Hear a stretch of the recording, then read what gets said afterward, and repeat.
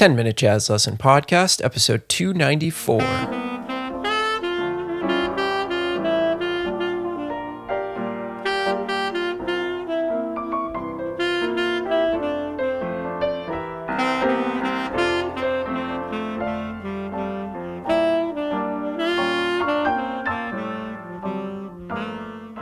Hey everybody, Happy New Year. Welcome to 2022 and welcome to episode 294 of the 10-Minute Jazz Lesson Podcast.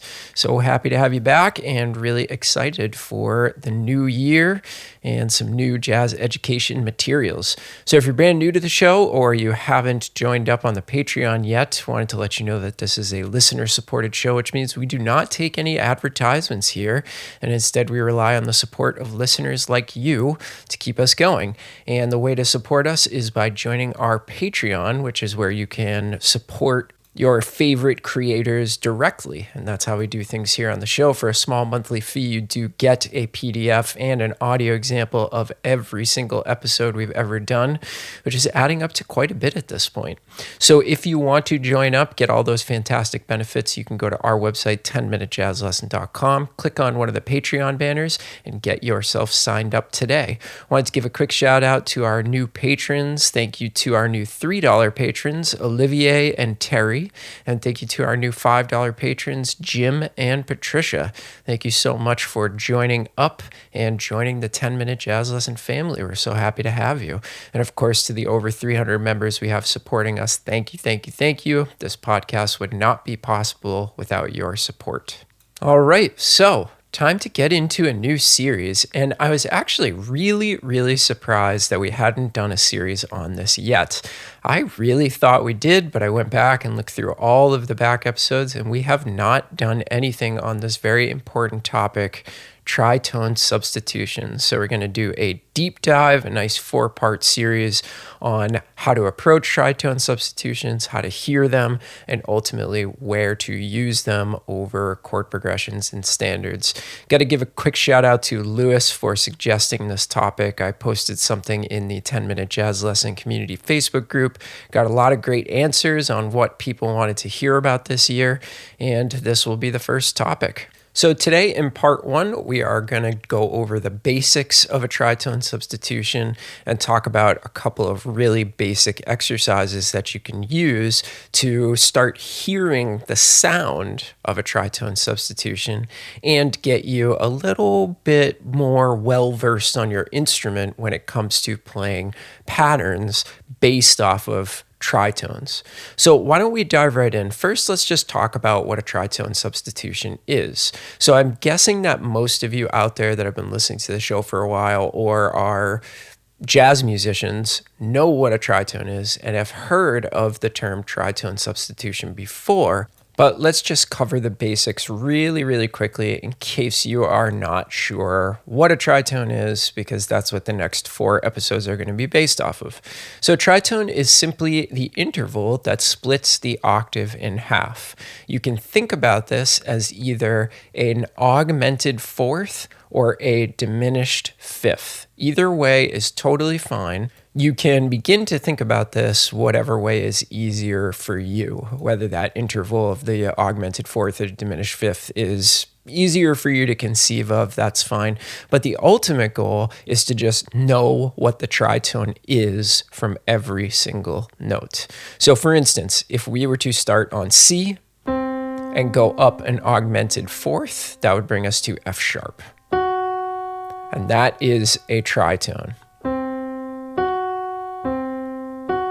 Probably sounds very familiar to you if you're a fan of jazz at all, even if you've never thought about what it actually is. Now, here's the cool thing. F sharp is the tritone of C, but C is also the tritone of F sharp.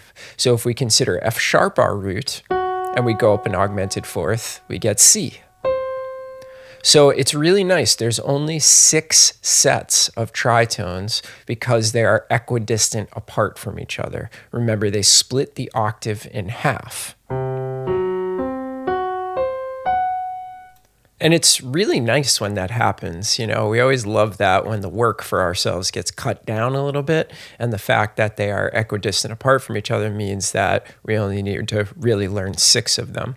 So the first thing I would do, and I have not written this down, this will not be included in your exercises, but it's about the simplest thing you can possibly do with a tritone.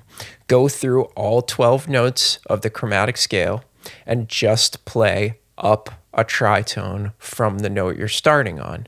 Go as slow as you want to, but what you want to be able to do is something that sounds like this.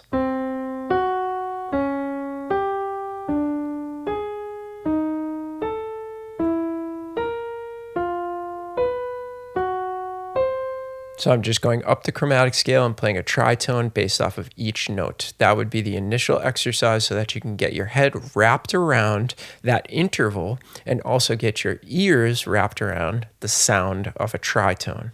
Okay, so now let's dive into the exercises on the actual sheet. So I've got 2 exercises for you that are going to verse you in the basics of hearing a tritone, understanding how it works, and we're going to use 2 of the devices that we're going to see over and over and over again in this series. So exercise number 1, take a peek at your PDF, is based off of triads, just regular old major triads. And what we're going to do is we are going to play the triads in root position. The root triad, and then the tritone triad. And then we're going to go back to the root. So together it sounds like this. And what we're going to do is we're going to go ahead and move through those 6 keys, examining each one of those tritone relationships and basing a major triad off of each key. So I start with C and F sharp. Then I move up a half step and do D flat and G. Then I move up a half step, do D and A flat, and so on and so forth until I get to F and B, and then we're back into the same set of tritones that we started with. So here is what exercise number 1 on your PDF sounds like. 1, 2, 3, 4. 2, 3, 4. 2, 3, 4. 2, 3, 4. 2, 3, 4. 2, 3, 4.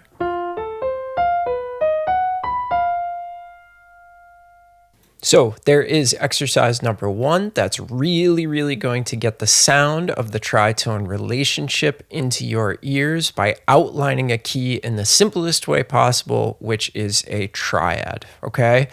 So really work at that really hard. Take it nice and slow. Of course, there are a million other triad patterns that you could do. You could look at the relationships between the 2 triads and come up with a bunch of different exercises. But if you've never done this before, stick with the basics. Stick with doing this really simple 2 triads in root position. Of course, one thing you could do is play them descending as well if you're having a lot of success with this right off the bat. Okay, now let's go on to exercise number 2. This is the second most common way that we are going to use tritones in practice. And what we're going to do is we're going to take a scale segment now, and this is something that we have gone over on this show a lot, which is the pattern 1, 2, 3, 5. Besides a triad, I think this is the clearest way to outline a key, because really it is just a triad with the second included in it, and it comes up with this really nice 4-note pattern that's nice and even and that we can use. Sounds great. It's very clear what key we are playing in. And we're going to do the exact same exercise, but instead of using 1, 3, 5, 1 as we did before in a triadic fashion, now we're just going to play 1, 2, 3, 5 in every single key. So here's what exercise number 2 sounds like. 1, 2, 3, 4. 2, 3, 4. 2, 3, 4. 2, 3, 4. 2, 3, 4. 2, 3, 4. So you'll hear that that one's just a little bit more melodic because of the presence of those two whole steps as opposed to being all thirds and fourths as it was in the triads.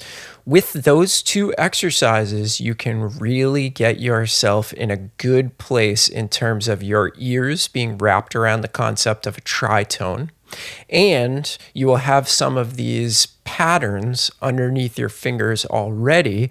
And what you'll see in the later episodes is that we are going to directly apply these exercises over chord changes. And we are going to directly use this knowledge in our end product of being able to play a tritone substitution in our solos. So really take these exercises very, very seriously and test yourself on them and see if you can play them without stopping, without hesitating, because what that will mean if you don't hesitate, you don't stop, is that you really understand the interval of a tritone and you understand it based off of any note. So even if you're somewhat experienced with tritones, do these exercises because they can only help. I'll work on these from time to time, and they really just get those basics back under your fingers and into your ears, which is what we're looking for here on this first episode of the series.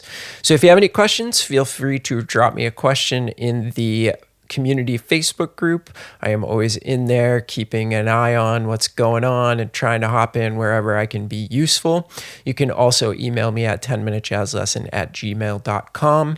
Thank you again to our new patrons and our old patrons. You are really the reason that the show keeps coming out each and every week. And I'm really looking forward to doing some new things in 2022, get some things in the works that I think will be really fun for all of us. So stay tuned. We'll see you next week with a brand new episode. Talk to you soon, everybody. Bye.